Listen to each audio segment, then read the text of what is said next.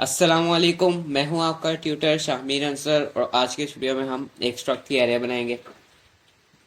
बिल्कुल उसी तरह जिस तरह हम नॉर्मल एरेज बनाते हैं, स्ट्रक्ट की एरे बनाते हुए भी आप डाटा टाइप मेंशन करते हैं। सबसे पहले डाटा टाइप से मुराद जो आपने अपने स्ट्रक्ट और उसका नेम रखा होता है वो मेंशन करते हैं,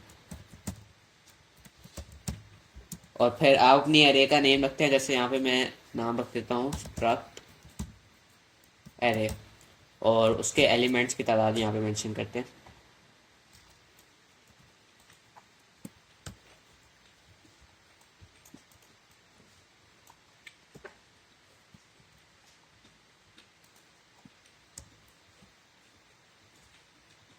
इनिशलाइजेशन जब आप कर रहे होते हैं एक एरे की, जब आपने उसके अंदर डाटा फीड करना होता है, तो उसका तरीका ये है कि अब इसके अंदर स्ट्रक्ट और एरे की कॉम्बिनेशन हो जाएगी। अब जो हमारा यहाँ पे पहला आपने वैल्यू डालनी है वो हमारी स्ट्रक्ट की जो पहली एंट्री है वो होगी। जैसे यहाँ पे इंटीजर डालना है हमने, तो हम 6532 लिख दिया।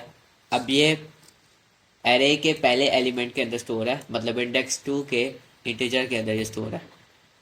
इसी तरह अगर मैं यहाँ पे कुछ लिख देता हूँ स्ट्रिंग के अंदर, जैसे हेलो, अब ये इंडेक्स 2 के अंदर स्टोर है, इंडेक्स 0 के अंदर स्टोर है, और वो स्ट्रक्ट का दूसरा ये एलिमेंट है।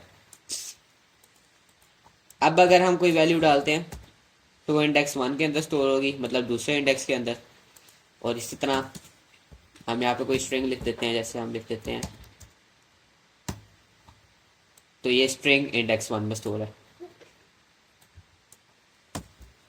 अगर हमने स्ट्रक्ट की किसी एरे की वैल्यू को एक्सेस करना हो, फॉर एग्जांपल मैंने इंडेक्स 0 के इंटीजर को बदलना हो, तो उसका तरीका ये है कि स्ट्रक्ट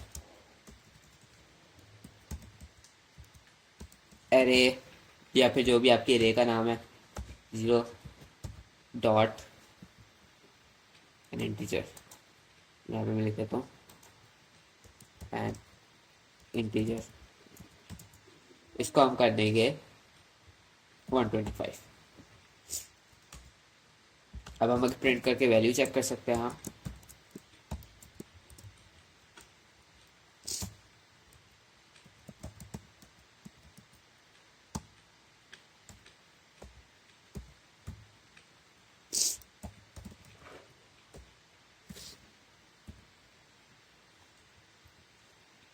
तो हमारी वैल्यू 125 आ रही है। अब अगर एक स्ट्रक्ट एरे के किसी एलिमेंट के अंदर कोई और एरे हो, जैसे हमारी इंडेक्स 0 की जो स्ट्रक्ट है, इस स्ट्रक्ट के अंदर भी हमारी एक एरे है, तो उस एरे के अंदर अगर हमने कोई एडिटिंग करनी हो तो हम उस एरे के एलिमेंट को भी मेंशन करेंगे। जैसे यहाँ पे मैं लिखता हूँ स्ट्रिंग,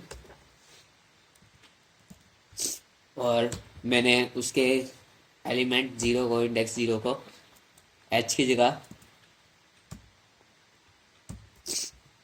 बी करना है, और स्ट्रिंग को हम प्रिंट करा देते हैं इस तरह। तो ये हेलो से पहले हो जाएगा। तो आज के लिए इतना काफ़ी था, मिलते हैं अगली वीडियो में। अल्लाह हाफिज़।